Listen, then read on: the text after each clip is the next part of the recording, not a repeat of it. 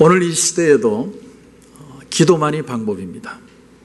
하지만 그 능력이 나타나지 않는 이유가 뭐냐면 우리가 마음을 주고 내가 해결할 수 있을 것 같은 방법들이 너무나 많아 보이기 때문입니다. 하지만 이 세상이 돌아가는 원리가 하나 있습니다. 그것은 하나님이 이 온 세상 우주 만물을 만드셨다는 법칙입니다. 다시 말하면 하나님의 창조 원리를 따라 살아야 사람은 행복할 수 있습니다. 저는 사주 관상을 조금 배운 적이 있습니다. 대학에서 철학을 공부해서 배운 게 아니고 군회를 갔는데 우연히 쫄병 하나가 사회에서 관상을 보다가 온 친구였습니다. 그래서 그림을 그려가면서 다 배웠습니다. 요즘에 한국 프로그램 중에 너의 목소리가 보여라는 그런 프로그램이 있습니다. 사람의 입모양이나 흉내 내는 걸 보면서 이 사람이 음치인지 아닌지 이렇게 알아내는 건데 저는 이렇게 보면 자주 맞춥니다. 관상이 보이는 거거든요. 하나만 팁을 드리면 어떤 일에 뛰어난 재능이 있는 사람들은 귀가 다 이래 당나귀 귀입니다. 귀가 올라가요, 그렇지? 그런데 자세히 보면 귀는 올라갔는데 귓밥이 없는 사람들이 있습니다. 귓밥은 돈인데 돈이 없는데 재능은 있으면 그건 사기꾼입니다. 그런가 하면 여자가 얼굴에 비해서 귀가 크면 씀씀이가 해픕니다.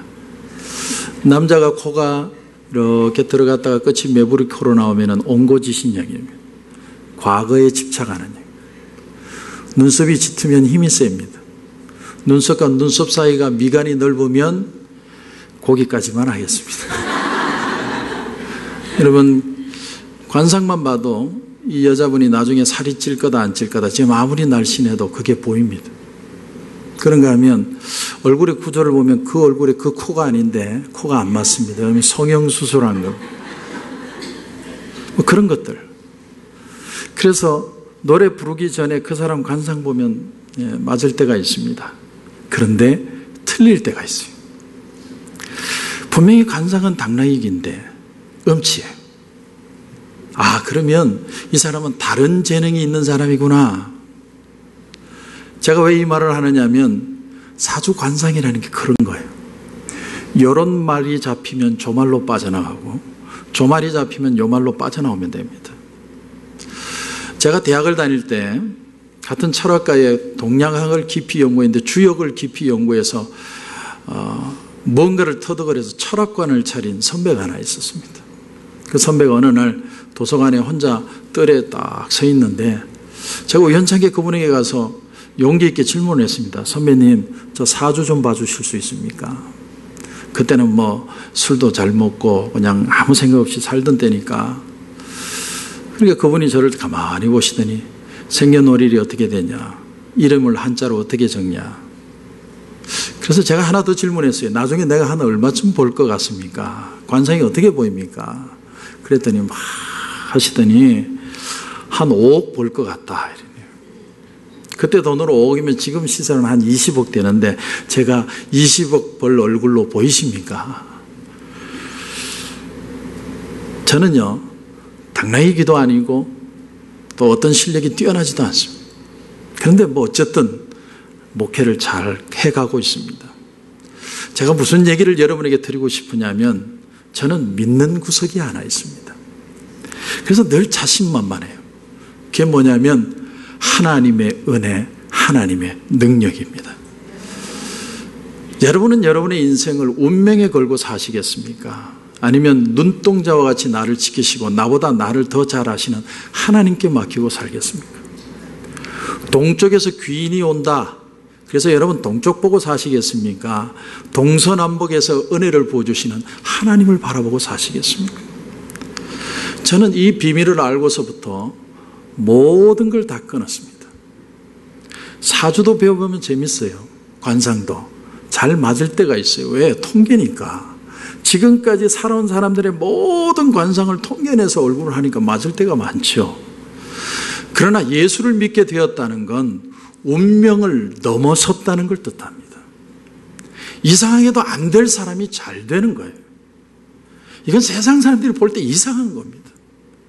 아니 왜 저 사람들은 교회만 가면 저렇게 행복하지, 잘 되지, 편안해 보이지? 그게 하나님의 은혜라는 겁니다. 또 그런가 하면 좀 더 심각하게 말씀을 드리면 교회를 오래 다녀도 은혜가 뭔지를 모르고 다니는 분들도 많습니다. 저는 목사이기 때문에 몇 마디 얘기를 나눠보고 그 사람의 신앙의 자세를 보면 이분이 은혜를 아는 사람이다, 모르는 사람이다, 압니다. 하지만 말은 안 합니다. 그리고 저는 새벽제단에서 기도합니다. 주여, 우리 집사님이 하나님의 은혜를 깨닫게 하여 주시옵소서. 그래서 진짜 기쁨을 맛볼 수 있게 하여 주옵소서. 여러분, 하나님이 은혜를 주셔서 열심을 내는 거하고 자기 열심하고는 다릅니다. 타고나기를 성실한 분들 있죠. 저는 타고나기를 조금 게으릅니다. 하지만 하나님이 저에게 은혜를 주실 때가 있습니다. 그럴 때는 마음이 기쁘고요, 감동이 있고요, 뭔가를 하고 싶고요, 하루의 일을 몇 가지를 해도 지칠 줄 모르고 밤늦게까지 일을 합니다. 그걸 은혜라고 표현합니다. 요즘 시대를 가만히 보면 사람들이 은혜를 점점 잃어갑니다. 은혜로웠던 사람들조차도 세상을 닮아가기 시작해요. 뭐 나름대로 신앙의 논리들을 이렇게 저렇게 얘기하지만 제가 보기에는 은혜가 떨어져서 그래요. 그래서 은혜가 뭔지를 잊어갑니다. 오늘 말씀에 나오는 예레미야가 살던 시대도 마찬가지입니다. 그 사람들이 뭘 잘못했어요? 하나님 앞에 제사 잘 드리고 예배 잘 드리고 기도 잘하고, 그런데 우상에게 제사도 같이 지낸 거예요. 이걸 안 믿고 저걸 믿는 게 아니고 이것도 믿고 저것도 믿는 거예요. 하나님이 우리 인생에 가장 마음 아파하는 게 뭐냐면 바로 이런 부분입니다. 한 가지만 하라는 거예요. 마르다를 향해서 주님이 한 가지만 잘하면 된다, 이렇게 말씀하신 것처럼 이것도 좋고 또 저것도 좋다는 식이 아니라 그런 것들이 우리에게 은혜를 떠나가게 하기 때문에 너는 하나님의 말씀 앞에 설 수 있느냐. 사랑하는 성도 여러분, 이 시대에 참된 지도자가 없고 참된 목사가 없고 참된 교회가 없다고 불평하지 말고 여러분이 그런 사람이 되면 됩니다. 제가 대학 시절에 전에도 예를 드렸지만 우리 대학교 앞에 처음으로 호흡집이 생겼습니다. 처음 출석했고요, 개근상까지 받았습니다. 그때 어느 대낮에 낮술이 돼가지고 얼굴이 뻘개가지고 어떤 친구와 얘기를 나누는데 그 친구는 예수를 안 믿는 친구예요. 근데 교회가 어떤 님, 목사가 어떤 님 막 비판을 했습니다. 그 친구가 한참 듣더니 이런 얘기를 해요. 네가 해라 목사. 네가 목사하면 되겠네. 그래서 목사가 됐습니다. 근데 내가 목사가 돼보니까 나도 별 수 없어요. 여러분, 사람은 사람입니다. 하나님이 은혜 안 주시고 성령이 붙들지 않으면 인간은 다 넘어지는 부족한 존재예요. 그래서 하나님 앞에 겸손하게 해달라고 기도하는 것이고 불쌍히 여겨달라고 우리가 간절히 구하는 이유가 뭐냐면 내 힘으로 안 되기 때문에. 여러분, 여러분의 가정에 소망이 없다고 낙심하지 마시고 무릎 꿇고 기도하셔야 됩니다. 정말 절박한 심정으로 기도해 보셨습니까? 내가 이 집안을 일대 개혁하리라. 우리 마누라도 고치고 내 남편도 고치고 우리가 플랜을 가지고 내 마음의 분노를 다 틀어내는 그런 일들 이루리라. 그런 기도 전에 하나님 하시라는 대로 내가 할 테니까 하나님 길을 보여주시옵소서. 그게 진실한 기도예요. 하나님은 그런 기도를 원하십니다. 왜? 이 온 우주 만물을 하나님이 만드셨기 때문에요. 어떻게 하면 우리가 행복하고 우리가 참 길을 갈 수 있는지를 하나님만 아세요. 그래서 시편 16편 11절에 보면 주께서 생명의 길을 내게 보이시리니 주의 앞에는 충만한 기쁨이 있고 주의 오른쪽에는 영원한 즐거움이 있나이다. 하나님은 위대한 사람을 찾는 게 아닙니다. 오히려 하나님 앞에서 죄인됨을 고백하고 하나님을 겸손히 섬길 수 있는 사람, 그 한 사람 찾습니다. 진실한 사람이 있느냐. 저는 저와 여러분이 그런 삶이 되기를 주님의 이름으로 축원합니다. 오늘 여러분 1절을 보십시오. 1절. 너희는 예루살렘 거리로 빨리 다니며 그 넓은 거리에서 찾아보고 알라. 너희가 만일 정의를 행하며 진리를 구하는 자를 한 사람이라도 찾으면 내가 이 성읍을 용서하리라. 간단하죠. 하나님이 삶을 회복하고 우리에게 축복을 주시고 새롭게 하는 모든 것의 기준이 딱 두 개입니다. 정의를 행하고 진리를 구하면 된다. 끝. 하나님의 말씀은 굉장히 클리어합니다. 지저분하지 않습니다. 너 정의를 행하고 진리를 구할 수 있겠니? 그러면 회복될 수 있어. 하나님 말씀이에요. 그렇다면 정의를 행한다는 게 뭐냐? 정의를 행한다는 게. 정의를 히브리어로 하면 미시파트라는 단어를 씁니다. 미시파트. 이 뜻을 예레미야 22장 3절에 보면 이렇게 풀었습니다. 22장 3절에 보면 이렇게 되어 있습니다. 여호와께서 이와 같이 말씀하시되 너희가 정의와 공의를 행하여. 다시 말하면 이런 말이죠. 정의라는 것은, 공의라는 것은, 그 다음 구절을 보니까 탈취당한 자를 압박하는 자의 손에서 건지고 이방인과 고아와 과부를 압제하거나 학대하지 말며 이곳에서 무죄한 피를 흘리지 마라. 우선적으로 우리가 해석할 수 있는 게 뭐냐면 공의를 행한다는 건 가난한 사람, 약한 자들 돌보고 그들과 연대하는 삶을 살라. 그것이 바로 정의다. 이렇게 표현합니다. 또 하나의 구절이 예레미야 22장 15절 16절에 보면 너희 아버지가 먹거나 마시지 아니하였으며 정의와 공의를 행하지 아니하였느냐 그때 그가 형통하였었느니라. 그러면서 주시는 말씀이 그는 가난한 자와 궁핍한 자를 변호하고 형통하였다니 하였나니 이것이 나를 알미 아니냐 여호와의 말씀이니라. 하나님은 그런 사람이 한 사람만이라도 있으면 이 성을 용서하겠다는 겁니다. 여러분, 우리는 흔히 가난한 사람들을 불쌍히 여기고 선교지에 우리가 협력하고 잘 지원해주면 그게 가난한 자들을 위하고 돕는 것이다 라고 우리는 액면적으로 생각을 합니다. 맞는 얘기입니다. 그런데 미시파트라는 단어는 좀 더 깊이 들어갑니다. 이 모든 일을 할 때 모든 것이 바른 관계 속에서 이루어져야 한다라는 뜻이 있어요. 다시 말하면 바르지 않은 관계에서 아무리 선행을 해도 그건 선행이 될 수 없다라는 거예요. 예를 들면 사기꾼이 사기를 쳐서 돈을 많이 벌었는데 그 돈을 가지고 헌금을 많이 하고 어려운 사람을 도와줘도 그 사람의 죄가 없어지는 게 아니다. 남을 돕고 싶으면 일단 사기치면 안 됩니다. 이게 미시파트입니다. 이것이 내가 잘 살기 위해서 적당히 저 사람을 속이는 것이다 아니다는 본인만 알아요.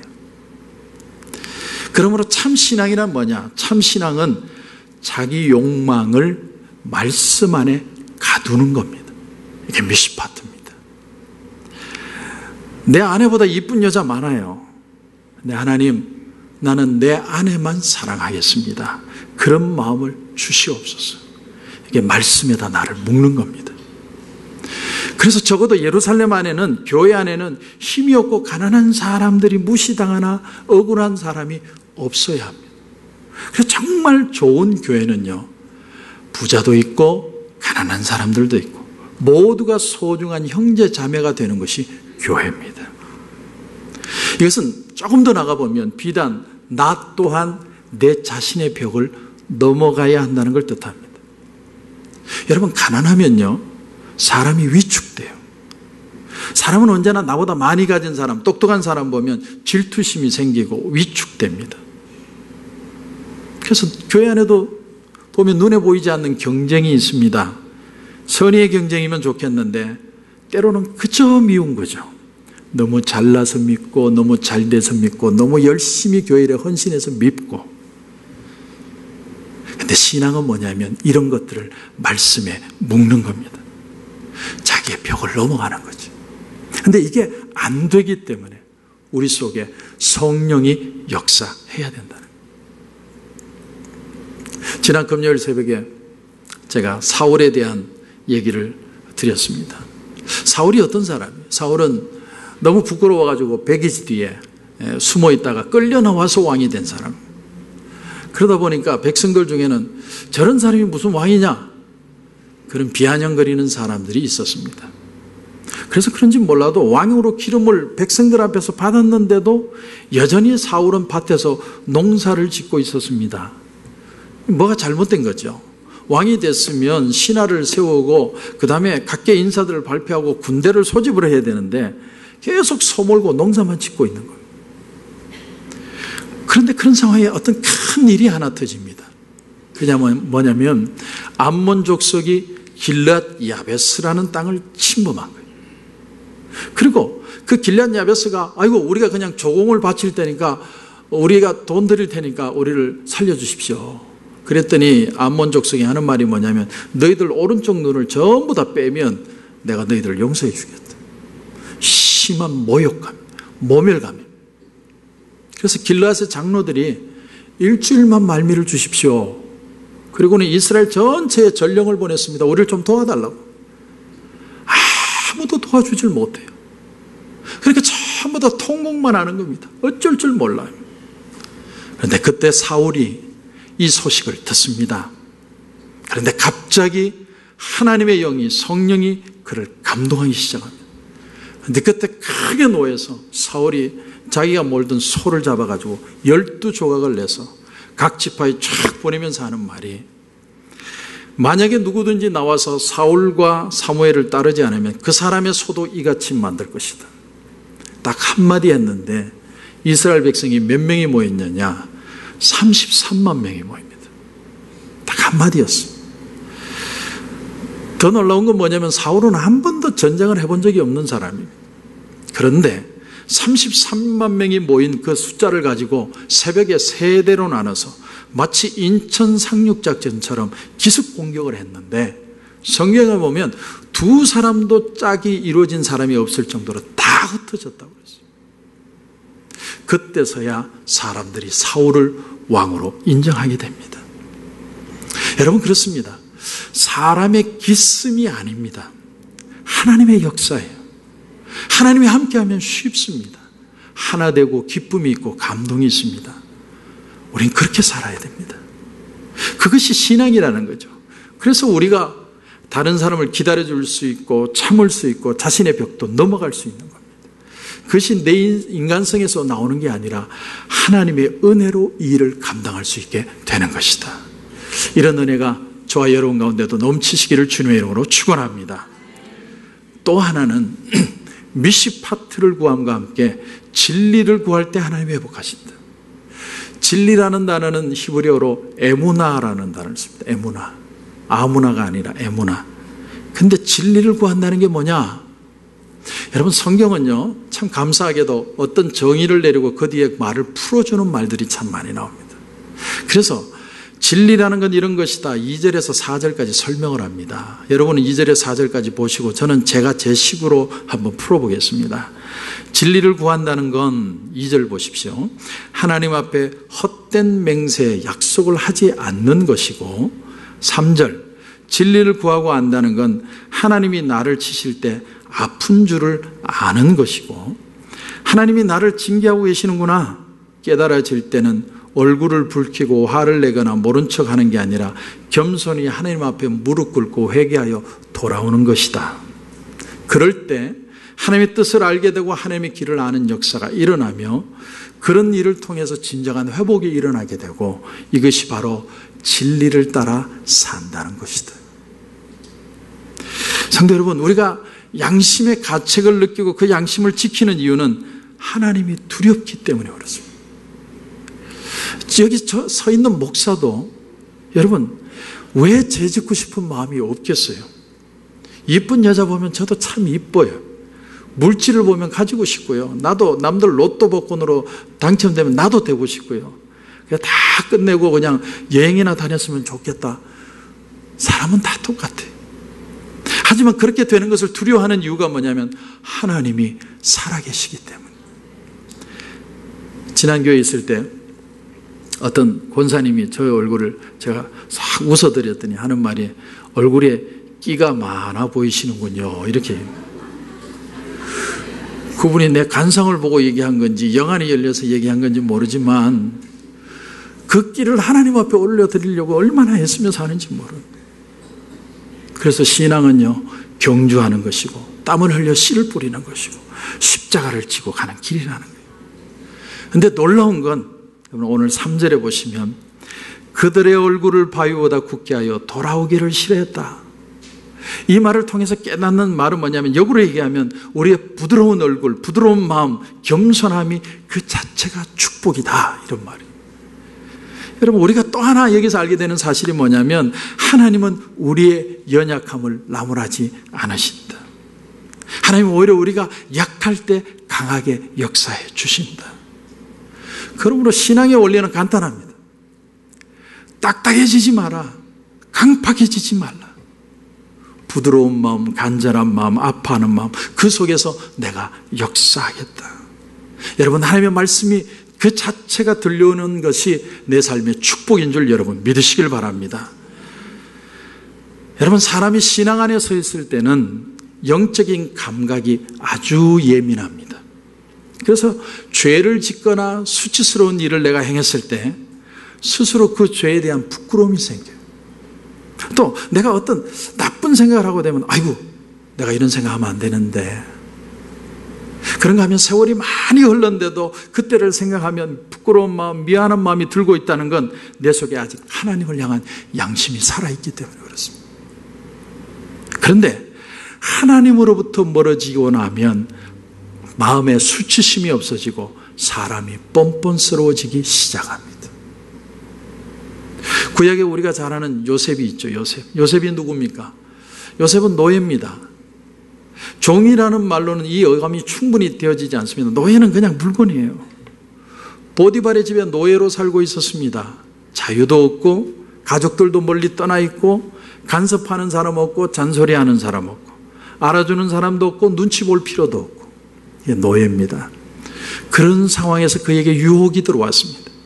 창세기 39장 11절에 보면, 그러할 때에 요셉이 시무하러 그 집에 들어갔더니 그 집 사람은 하나도 거기 없었더라. 주인 마님이 요셉의 옷을 잡고 요염한 자태로 얘기합니다. 집에 아무도 없다. 내가 네 인생 보장해 줄게. 외롭지? 나하고 놀자. 옛날에 하여가 중에 이런 게 있죠. 이런들 어떠하리, 저런들 어떠하리, 만수산 드렁치기 얽혀진들 어떠하리. Why not? 그런데 이런 상황 속에서 유일하게 그의 마음을 잡았던 게 뭐냐면 바로 하나님의 존재였습니다. 그래서 요셉이 이렇게 대답을 해요. 그런즉 내가 어찌 이 큰 악을 행하여 하나님께 득죄하리까. 비록 지켜보는 사람은 하나도 없는데 요셉의 마음속에 계신 하나님을 부인할 수 없었다는 거예요. 여러분, 이게 역설적인 영혼의 자유함입니다. 하나님이 우리를 막 간섭하는 것 같지만, 하나님 때문에 내가 무언가를 못하는 것 같고 내 마음이 부자유하고 하나님만 없으면 내가 원하는 대로 살 수 있는 것 같이 보이지만 사실은 아니라는 거예요. 내가 내 양심대로 살 수 있는 자유, 내 믿음대로 행할 수 있는 자유, 내 양심에 그런 것을 포기할 수 있는 자유, 그런 것이 있다라는 거예요. 여러분, 그리스도인의 자유함이라는 건 자기가 하고 싶은 것을 할 수 있는 자유라기보다는 자기가 믿는 대로 살 수 있는 그런 자유입니다. 이건 여러분 엄청난 능력을 필요로 해요.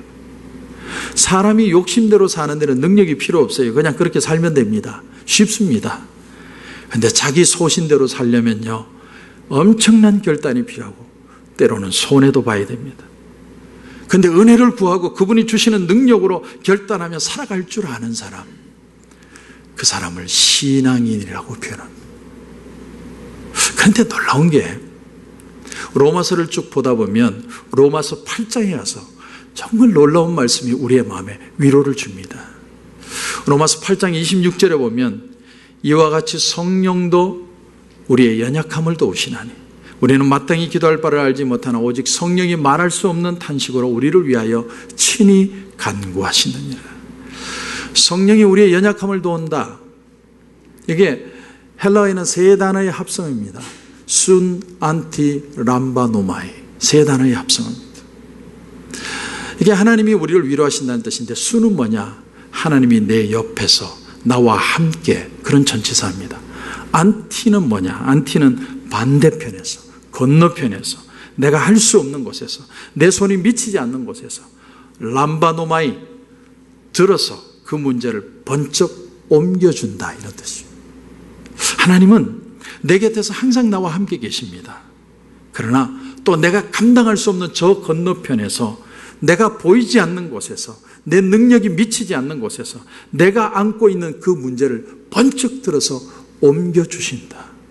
그게 바로 순난틴 람바노마이라는 단어의 뜻입니다.